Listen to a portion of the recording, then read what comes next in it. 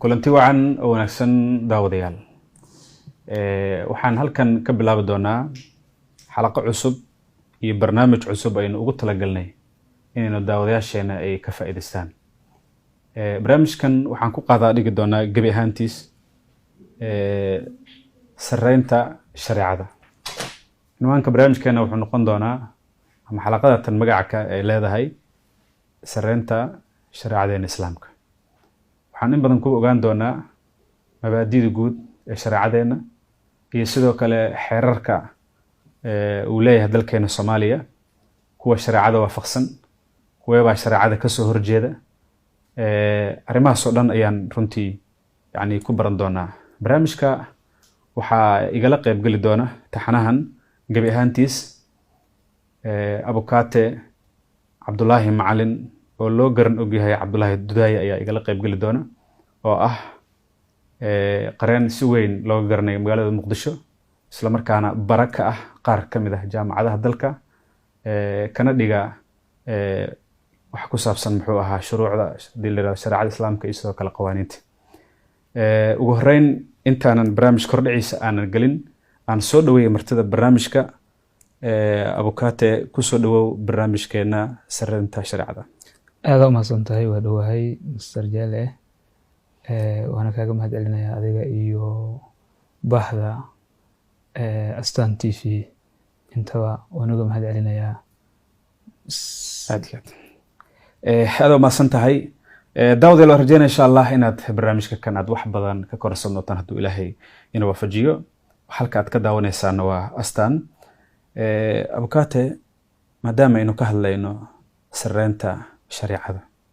ugu horeyn maxaa loola jeedaa, maxay ka dhigan tahay sareynta shareecada? aad iyo aad u mahadsan tahay, waa su'aal muhiim ah oo ay muhiim tahay barnaamijka in lagu bilaabo. marka la leeyahay sareynta shareecada, laba eray ayay ka kooban tahay. si looga jawaabo waa maxay mabda'a sareynta shareecada, waxaa ka horeysa marka koowaad in laga jawaabo su'aasha waa maxay shareecada ha sareysa la leeyahay. shareecada ha sareyso la leeyahay waxaa loola jeedaa xeerkii ama sharcigii Allah subxaanahu wa tacaala uu ugu talagalay koonkan in lagu maamulo si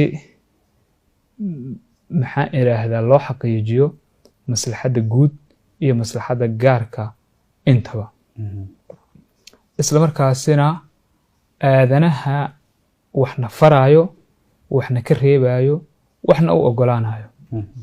marka la leeyahay shareecada waa manhajkii Ilaahay uu soo dejiyey oo ah mid dhammaystiran oo ka jawaabi karo dhammaan baahiyaha aadanuhu uu qabo oo la xiriirto dhammaan dhinacyada kala duwan ee nolosha. hadday noqon laheeday dhinaca dhaqaalaha, hadday noqon laheed dhinaca siyaasadda, hadday noqon laheed dhinaca amniga, hadday noqon laheed dhinaca arrimaha bulshada sida waxbarashada iyo caafimaadka. wax kasto oo xiriir, baahi kasto oo xiriir la leh dhinacyada kala duwan ee nolosha aadanaha, manhajka kaliya oo ka jawaabi karo oo mudan in koonkan lagu maamulo yaa loola jeedaa shareecada. markaan ka gudubno maxaa loola jeedaa shareecada oo aan u dhaadhacno waa maxay mabda'a sareynta shareecada.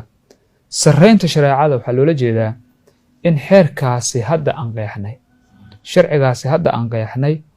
oo ah midka kaliya ee mudan in koonkan lagu maamulo, in uu noqdo midka ka sareeya wax kasto, midka ka sareeya dadka,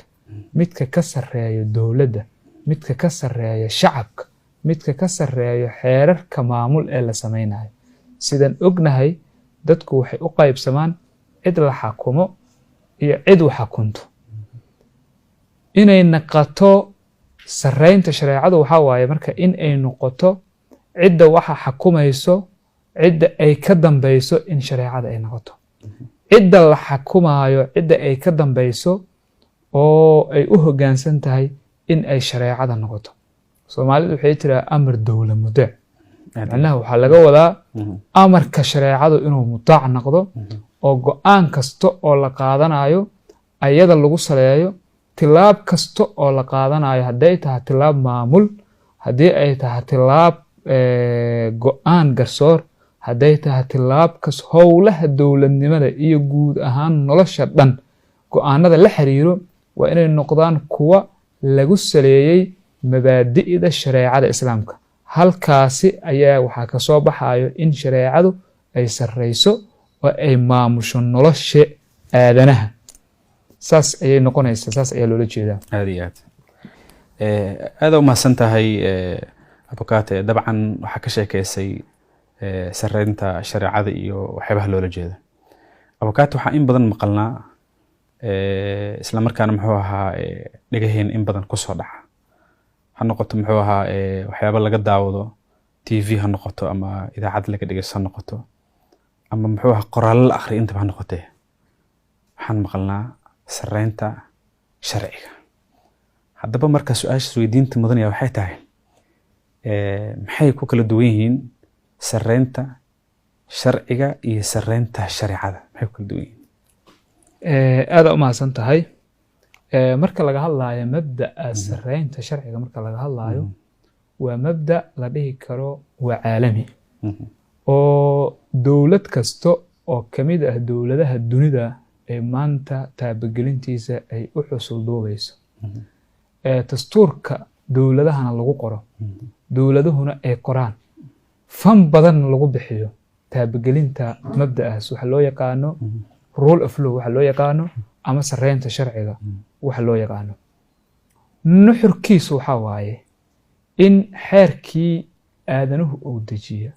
ama xeerkii aan degsanay oo aan ku heshiinay inuu noqdo midka na maamulo na xakumo naga sareeyo asiga kaliya aan u hogaansanaano halka mabda'a sareynta shareecadu uu yahay xeerkii Allah subxaanahu wa tacaala uu dejiyey oo markii horeba uu ugu talagala koonkan in lagu maamulo aan asiga u hogaansanaano asiga ka dambeeno go'aanada aan qaadanayno asiga aan ku salayno howlaha dowladnimada asigu looga tala qaato la raaco guidelinska iyo directionska oo bixinaya sharcigaasi ilaahiga la raaco farqigu marka wuxuu ku kooban yahay cidda dejisa sharciga marka la leeyahay sareynta sharciga marka la leeyahay sharcigaasi la raacayo waa sharci uu aadanuhu dejiyo marka la leeyahay halka marka la leeyahay sareynta shareecadana shareecadaasi la raacayo cidda dejisay ay tahay ilaahay ay tahay meeshaas marka waxaa ka dhalanayo nataa'ij ayaa ka dhalanayso maadaama sharciga ama xeerka ama qaanuunka uu aadana dejiyo waxaa laga yaabaa xeerkaasi si ku talagal ah iyo si aan ku talagal ahaynba in khalad uu ka yimaado waxaa laga yaabaa halkii la rabay xeerku inuu xaqiijiyo masaalixda aadanaha waxaa laga yaabaa inuu gaarsiiyo mafaasid ayada oo loo aanaynayo gaabiska aadanaha cadaalad darrida aadanaha oo ay macquul tahay in aadanaha qudhiisu uu si ku talagal ah oo xeerkaas u qalloociyo oo uu u qaabeeyo si qofka kale dulmin karto si qofka kale masaalixdiisa ku takrifali karto si qofka kalentood xuquuqdiisa duudsiin karto oo u diyaariyo halka shareecada cidda dejinaysa ilaahay ay tahay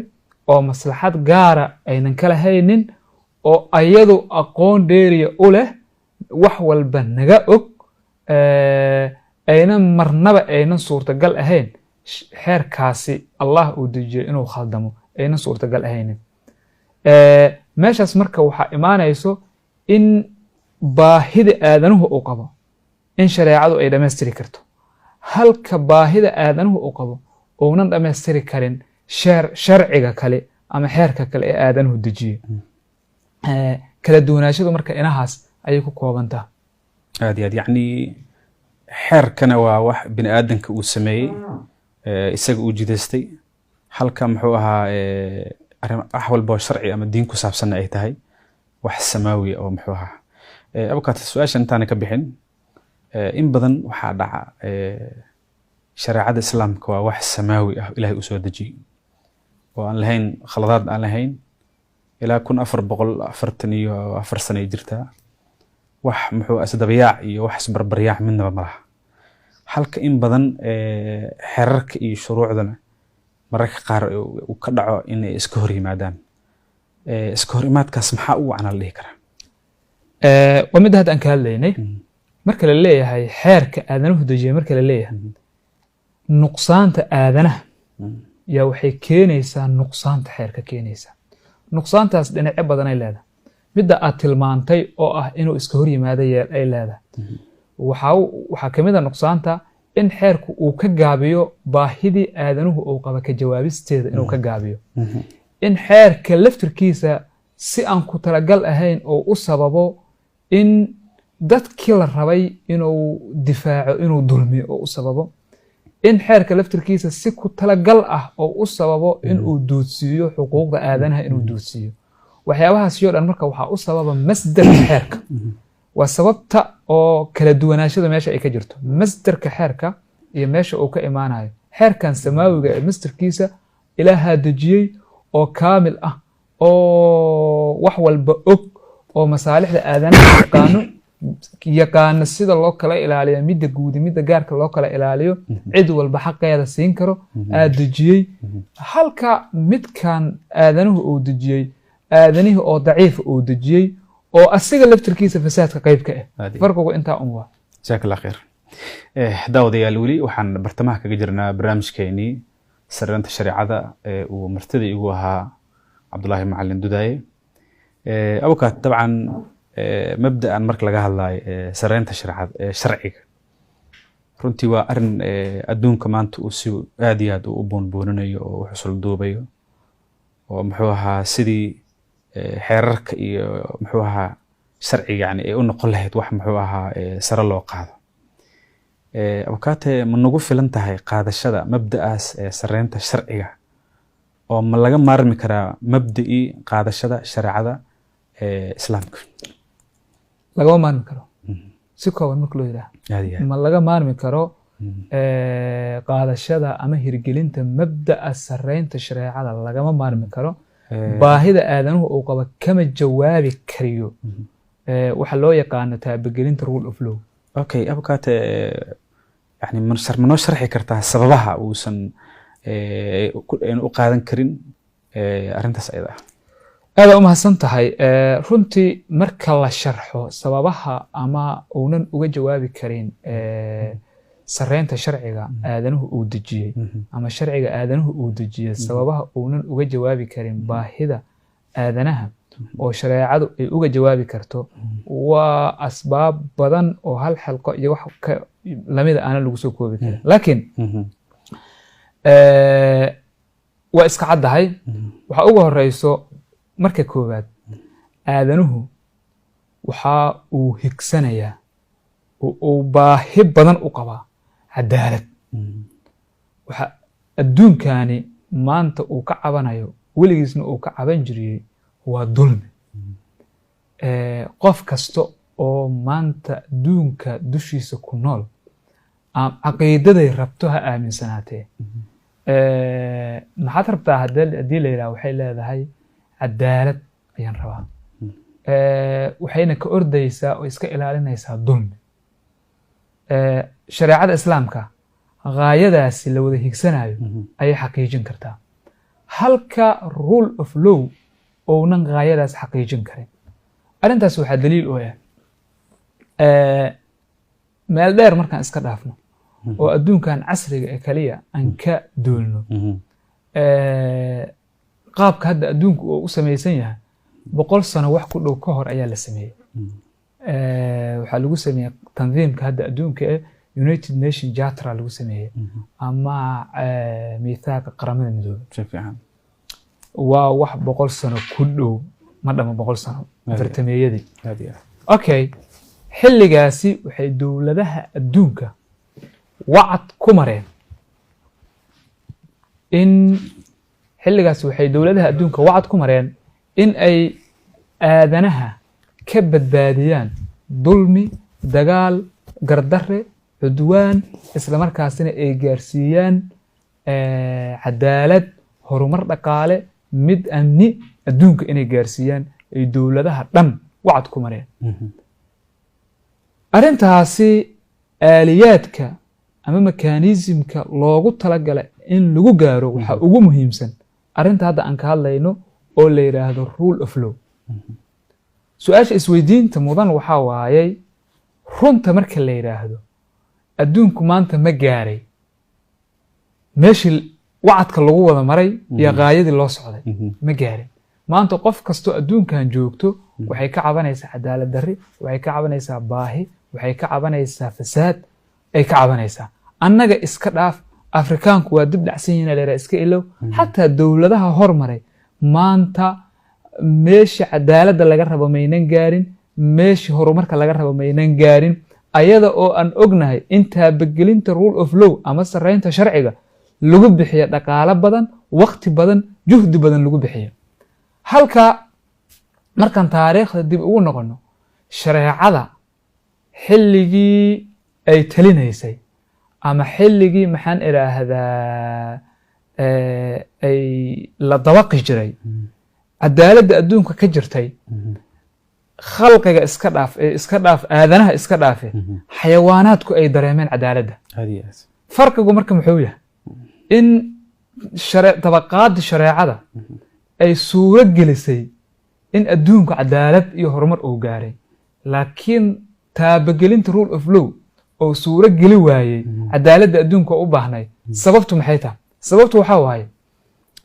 san horeyba u sheegna waxaa laga yaabaa xeerkan la dabaqaayo inba loo diyaariyo mararka qaarkood si aadanahaba dhibaysaba mararka qaarkood waxaa laga yaabaa xeerku in dulmigaba uu sharci ka dhigo tusaale maanta aniga haddii aan soo saaro xeer xuquuqdaada ku duudsiinayo haddaan soo saaro ee xeerkaas hala dabaqa la yidhaahdo ee garsooruhu uu ku qasban yahay inuu xukumo ee laanta fulintu marka oo ay tilaabaha maamul qaadayso ama howlaha dowladnimada ay fulinayso ay ku khasban tahay inay dabaqdo si sharciga oo u sarreeyo micnaheedu waxaa waa xuquuqdaada in la duudsiiyo aaba sharciyaba ilaan sharciyaba loo soo saara micnaheedu waxaa waayey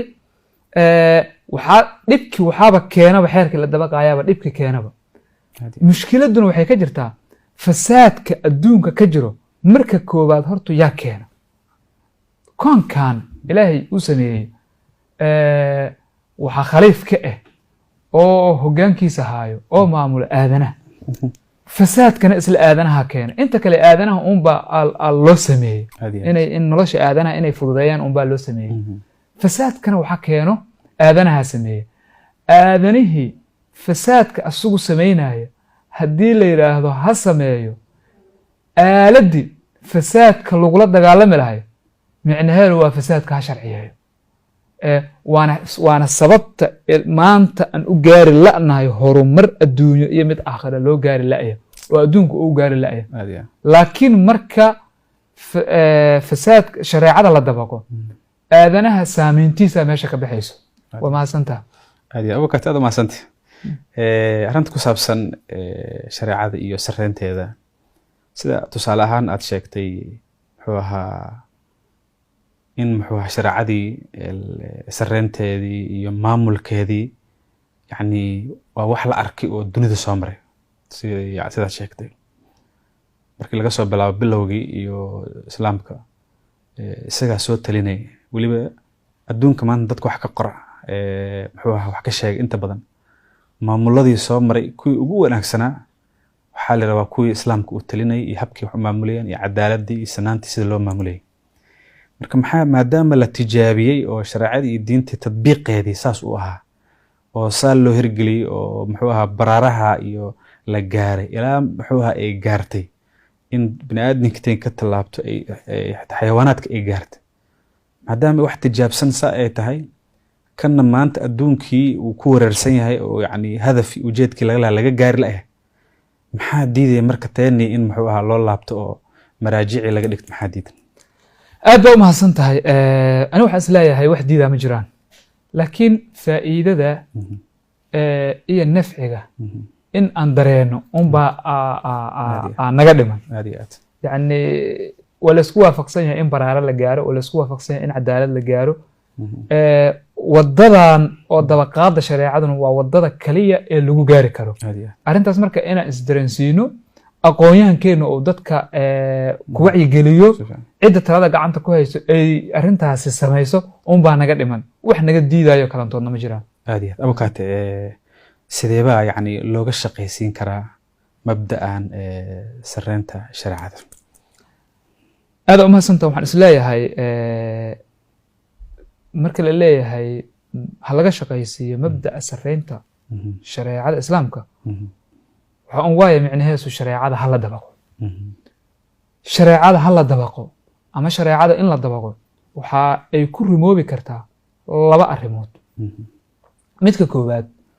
waa in la helo aqoontii shareecada ku saabsaneed midda labaadna waa in la helo qof karto in nolosha maanta jirto ee shareecada hoosgeyso tusaale waa annaga hadda isku waafaqsan shareecadu xilligaa la dabaqi jiray nolosha xilligaas jirtaa lagu dabaqi jiray baahida aadanihii xilligaas joogana way ka jawaabtay laakiin waddada ay ku xasishay waxay aheeday ama waddada lagu gaaro waxay aheeday in ay jiraan dad shareecadana yaqaano nolosha xilligaas jirtana karo inay shareecada u cabiidiyaan kara shareecadu xilligaas kaliya kuma ekeyne ilaa qiyaamu saaca in la dabaqo ay u diyaarsan tahay marka waxay ka dhiman tahay cid taqaano kartana nolosha maanta jirto in loo cabiidiyo shareecadaasi karto intaasay ka dhiman tahay waddadaasaana lagu hirgelin karaa haddii la yidhaha shareecada masaajid ha ku koobnaato hirgelin wax la yidhaha ma jiraan haddii la yidhaha noloshaani dadan shareecada shaqo ku lahayn ha iska maamulaan haddii la yidhaahdana ayadana waxaa waaye shareeca ma hirgeli doonto waa in labadaas arrin leesu keena qof nolosha maanta jirtana taqaano shareecadana taqaano aa loo baahan yahay ama laba qofooda isku darataa loo baahan yahay abukaata laakiin waxaa halkaas jirta marka laga hadlaayo inta badan dalkeena haddaan ka soo qaadno dalkeena soomaaliya oo kale innaga waxaanu soo maray isticmaar gumeysiya dalkeena soo maray kaasoo aad noo dhibaateeyey waliba markuu inaga tegaya hataa uu inooga tegay afkaaro xunxun taa oo in badan diinta islaamka ka soo horjeeda waxyaabaha uu ina dhaxashii isticmaarka waxaa ka mid ah nolosha iyo shareecada iyo diintaba in laga dhiga keliya wax ku kooban masaajidadii iyo halkaa ku kooban oo noloshii iyo muxuu ahaa la jaanqaadkii dowladnimada iyo ama maamul inaysan ku jirin oo kale marka sideeba marka ay ku suurtageli kartaa afkaartaas oo khabiidka ah oo qaarkood weli dadkii ay sameeyey iyo dadkii lahaana ay goobjoog ay yihiin mararka qaar sideebaheed ay ku suurageli kartaa marka in la iswaafajiyo iyo ka dhaadhicinta in diinta ay tahay maamul rabbaaniya ilaahay uu soo dejiyey looguna talagalay in muxuu ahaa maamulka iyada laga qaato dhaqaalihii laga qaato siyaasaddii laga qaato noloshii in laga qaato isla markaana sooyaalkii ay lahaydna dib loo xusuusiyey in muxuu ahaa ay tahay maamulka in ayada lahaan jirta sideeba marka labaha arrimahaas la isku waafajin karaa aad u mahadsan tahay mar walba afkaartu way dagaalantaa xaqa iyo baatilku way dagaalamaan nolosha dhan ee adduunkana siraaceba iyo loolan xaqa iyo baatilka loolana ka dhexeeyo afkaarta xun iyo midda fiican loolana ka dhexeeyo afkaartan ah in diinta ama shareecada aanan loogu talagelin nolosha dowladnimada nolosha maamulka nolosha siyaasadda arrimaha dhaqaalaha inaan loogu talagelin ah waa fikir fikirka kalena waxaa waaye in shareecadu ay tahay manhaj dhammaystiran ee ka jawaabayo dhammaan baahiyaha aadanuhu uu qabo ee la xiriirto dhammaan dhinacyada kala duwanin nolosha la xiriirto ka jawaabayo waa fikir kalanto labadaas fikir waa loolami jireen haddana way loolami doonaan laakiin mar walba waxaa muhiima in la helo ciddi fikirka saxsan inta qaadato ku burin laheeda fikirkaas khaldan ka horgeyn laheeday si uu u sareeyo fikirka saxsan oo u sareeyo waa in la helaa dadkii dadka bari lahay inay shareecadu baahi kasto ka jawaabi karto shalaba in la ogolay ma ahan macnaheedu marka shareecadu ay xaqiijinaysay himilooyinka aadanaha markay shareecadu xaqiijinaysay markaasay ka cadow badneed laakiin rag ayaa la helay oo ka miro dhaliyey ee dadka si practice u muujiyey shareecadu inay ka jawaabi karto baahida aadanaha maantana waa in rag la helaa oo arintaasi si practice dadka ay u baraan aad iyo aad abukaate ugu dambeyntii yaa looga fadhiyaa haddaba hirgelinta mabda'aas sareynta shareecada islaamka aad u mahadsan tahay marka la leeyahay yaa looga fadhiyaa mabda'a sareynta shareecada waxaa muhiima inaan ka duulno laba mustawa mar waxaa waaye mustawa alafraad waxa la yidhahdo yani nolosha fardiga marna waxaa waaye nolosha jamaacada ama nolosha dowladda marka la yidhaha nolosha fardiga qof kasto ayadaa looga fadhiyaa inay shareecada ku hirgeliso inta ayada la xiriirto calaaqadeeda qoyska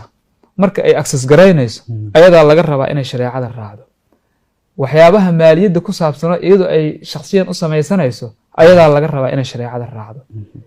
waxyaabaha aan u baahnayn dowlad aan u baahnayn oon kaaga xirayn jamaacadii aad la nooleed aan kaaga xiraynin adigaa lagaa rabaa ama baadiyo joog ama beled joog meeshaad doonto jooga adigaa lagaa rabaa noloshaada inaad ku dabaqdo dhankaas waa dhinaca fardiga waay dhinaca jamaacada marka la yidhaahdo ama dhinaca dowladda marka la yidhaahdo dowladda ayaa waxaa laga rabaa inay diyaariso nidaamkii lagu hirgelin lahay shareecada dowladda ayaa laga rabaa in ay samayso xeerarka u adeegayo shareecada oo aynan samaynin xeerar shareecada ka soo horjeedo dowladda ayaa laga rabaa marka ay howlaha dowladnimada fulinayso in ay u hoggaansanto shareecada dowladda ayaa laga rabaa marka ay ka garnaqayso muranada muwaatiniinta u dhexeeya ama muwaatiniinta ee dowladda ama dowladda qudheeda u dhexeeya marka hay-adda garsoorku ay ka garnaqayso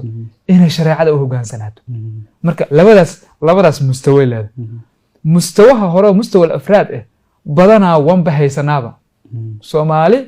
waa 100% muslim weligeed shareecada lagu dhaqi jiray midka geela ilaashado shareecada wax badan uu ka yaqaan si practice u yaqaana wuuna ku dhaqmaa wuuna jecel yahay laakiin nolosha dowladnimada gaar ahaan dowladdan casriga maadaama wax badan oo kamida ay maxaa iraahdaa xilli dambe ku soo aaday waxaa laga yaabaa meela kamida inay ka dhiman tahay dabaqaadda shareecada meeshaas marka in laga kaban u baahana waa mahadsanta aad iyo aad abukaate dabcan saa sheegtay gaar ahaan ummaddeena soomaalida hadda shareecada islaamkii waa taa ku dhaqanno waa isku guursanaa waxyaabaha xubaatada iyo foolxumada inaga raabtana muxuu ahaa dadku way fahmaan way ogyihiin laakiin arrinta ku saabsan in shareecadii dadkii lagu maamulo lagu dhaqmo dadka qaar mararka qaar waxaa laga yaabaa qaarkood inay aaminsan yihiin markii la yirahdo sharcigan aan qaadan ama waxaan diinta ma ongola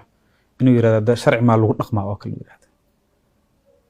ku dhaqanka shareecada kaliya ma waxay u baahan tahay in wax cirka ka soo dhacayo oo ka soo bilaabanaya ama saa sheeg dowlad ka soo bilaabanaya miyaa mise wax shakhsiga laftiisa iyo noloshiisa inuu isaga intuu iska bilaabo oo dhaqankii sharcigii uu u hoggaansamo isaga afraad iyo dadka inay ka soo bilaadaan loogu talagalay aad u mahadsan tahay qaybta ugu weyn waa fardiga waana haysanaa hore u sheegay qof kasta ayadaa laga rabaa shareecada inuu ku dhaqanto marka la yiraahdo dowladda marka la yiraahdo kaliya waxaa laga rabaa dowladdu in ay fududayso tusaale maanta adiga waxaa khasab kugu ah markaad mucaamalo maaliya aad gelaysid in aadan ku dhaqmin waxa loo yaqaano rubisaarka waxa loo yaqaano aday waajib kugu tahay dowladdu markay tandiiminayso ama ay nidaaminayso waxyaabaha la xiriira maaliyadda waa inaynan u tandiimin qaab maxaa iraahdaa qofka ku khasbayo inay ku dhaqanto rabowi inay ku dhaqanto ku khasbaa waa inaynan u tandiimin laakiin waa inay u tandiimisaa qaab qofka u fududaynayo inay shareecadeeda dabaqdaa u fududaynayo waa inay ku tandiimisaa adiga marka la yiraahdo fardi ahaan marka la yiraahdo dawladda ma raacin shareeca ma raacin anigana waa iska dhaafaa wax la yiraahdo ma jiraan hadba intii maxaan iraahdaa fattaqullaha ma sadactum wax mar walba shareecada inaad dabaqdaa ku khasban tahay intii karaankaaga waa mahadsantaha jazaak allah khayr aad iyo aad ayuu mahadsan yahay kaasi wuxuu ahaa abukaate cabdulaahi macalin dudaaye oo marti igu ahaa barnaamijkeena sareynta shareecada aad iyo aadan kaga mahad celinaynaa sida wanaagsan ay noogu qaadaa dhigay intaan barnaamijkan mid lamida ku kulmi doono waa walaalkiina cali maxamed jalle oo idinkaga tagaya sida iyo nabadgelyo wassalaamu calaykum waraxmatullaahi wabarakaatu